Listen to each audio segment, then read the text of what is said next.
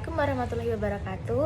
Hai guys, jadi di sini aku akan mereview buku yang berjudul Santri Pilihan Bunda, karyanya Salsabila Valencia. Kalian pasti nggak asing kan sama buku ini, karena buku ini udah diangkat jadi film bioskop loh. Jadi di sini aku akan menjelaskan isi dari buku ini.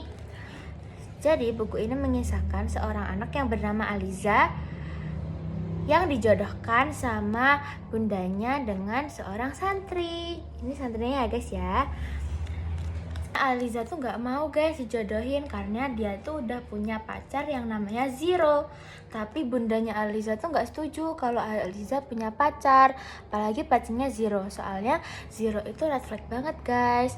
Red flag itu kayak dia tuh suka mukul-mukul, suka marah-marah, suka bentak-bentak Aliza. Makanya bundanya Aliza tuh gak suka guys.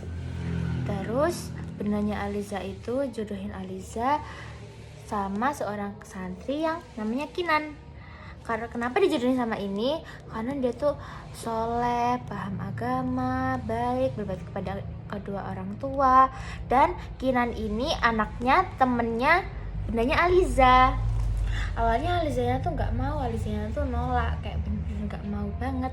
Terus suatu malam mereka itu bertemu, keluarga Aliza dan keluarga Kinan itu bertemu guys.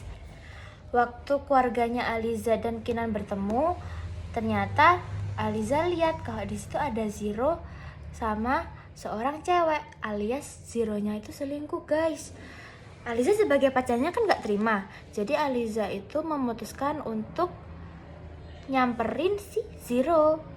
Jadi pas malam mereka ketemu ini, Aliza itu lihat kalau di situ ada Zero, tapi Zeronya tuh sama seorang perempuan guys.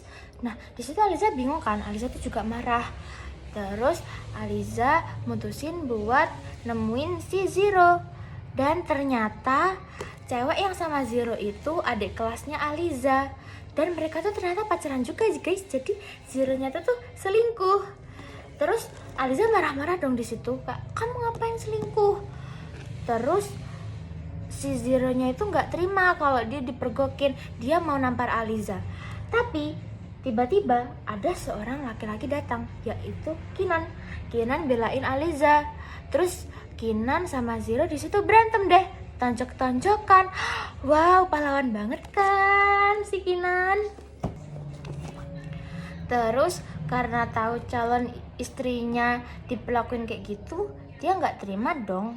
Setelah itu Kinan bilang ke Aliza kayak, udahlah lepasin aja cowok kayak gitu tuh nggak patut buat dipertahanin.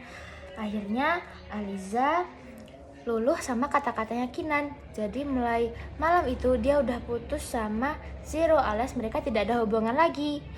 Nah disitulah mulai kedekatan mereka berdua. Aliza mulai tertarik sama Kinan karena Kinan sangat gentleman. Tapi gak mudah seperti itu guys. Di hari itu Aliza kayak mulai tumbuh-tumbuh rasa suka sama Kinan. Bukan cinta ya guys, tapi masih suka. Mulai saat itu mereka sering chattingan, sering tanya-tanya kabar. Kinan pun sering main ke rumahnya Aliza karena kan mereka sudah direstui. Kadang Kinannya bawain makanan, sekedar silaturahmi ke ayahnya, ke bundanya Aliza, seperti itu. Akhirnya setelah lama mereka PDKT untuk pendekatan diri ya guys, akhirnya si Kinan memutuskan untuk melamar Aliza. Tapi Alizanya itu kasih satu syarat, yaitu Kinan harus datang di hari Jumat tepat sebelum sholat duhur. Kalau bagi laki-laki kan sholat duhur hari Jumat itu kan diganti Jumatan ya guys. Nah dikiranya si Aliza ini Kinan tuh bakal nempatin, ternyata enggak guys. Kinan itu datangnya setelah zuhur. Karena apa? Karena Kinan lebih mementingkan sholat Jumat.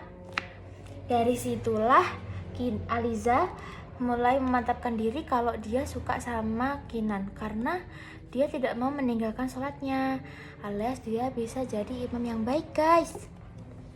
Setelah itu keluarga mereka saling bertemu di rumahnya Aliza. Mereka membicarakan gimana nih anaknya. Akhirnya pada malam itu Kinan pun melamar Aliza. dan sama Aliza lamarannya diterima.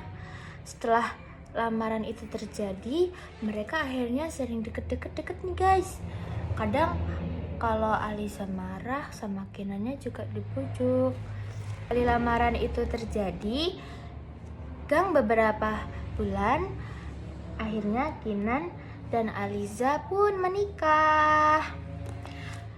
Setelah menikah, mereka pisah rumah dengan kedua orang tua masing-masing. Mereka tinggalnya di apartemen, tapi Alizanya tuh cengeng banget guys. Dia nggak mau pisah rumah sama bundanya karena Aliza ini tuh bener-bener deket banget sama bundanya guys. Terus akhirnya si Kinan itu membujuk Aliza agar dia tidak nangis lagi dan mau ikut Kinan ke apartemennya Kinan. Tapi karena Aliza itu masih sekolah, jadi dia tetap melanjutkan sekolahnya. Setelah Aliza masuk sekolah, ternyata dia itu dibully guys sama Zero, karena Zero itu nggak terima kalau Aliza mutusin Zero. Di situ dia kayak dipermaluin di seluruh sekolah, bilangnya dia itu simpanan om-omnya ini Kinan, padahal kan bukan om-omnya ya guys ya. Di situ Kinan dengar kabar ini karena ternyata adiknya Kinan ini salah satu murid dari sekolah tersebut. Jadi Kinannya nggak terima ya guys. Akhirnya besoknya Kinan dan gerombolannya, dia tuh ternyata punya geng guys. Sama gengnya itu ke sekolahnya si Aliza. Dia langsung nyamperin Zero. Di situ dia hajar sampai babak belur si Zero itu.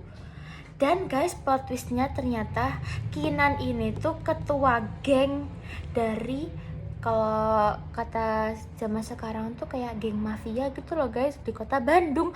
Wow, plot twist banget kan? Seorang Gus, seorang santri, ternyata dia juga ketua geng guys. Aliza kaget banget lah ya, dia gak nyangka kalau suaminya tuh ternyata tuh seorang ketua geng guys.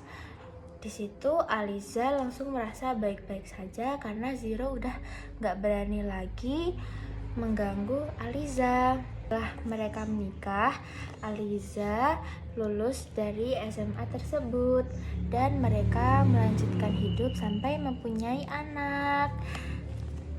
Tamat, selesai. Maaf ya guys, aku nggak bisa nyeritain detailnya dari buku ini. Kalau kalian penasaran, jangan lupa beli bukunya dan kalian baca aja sendiri. Kalau nggak mau ribet-ribet baca, udah ada kok filmnya. Kalian bisa lihat di Telegram ataupun Netflix ya. Sekian penjelasan dari saya. Bila ada salah kata, mohon dimaafkan. Assalamualaikum warahmatullahi wabarakatuh. Dadah.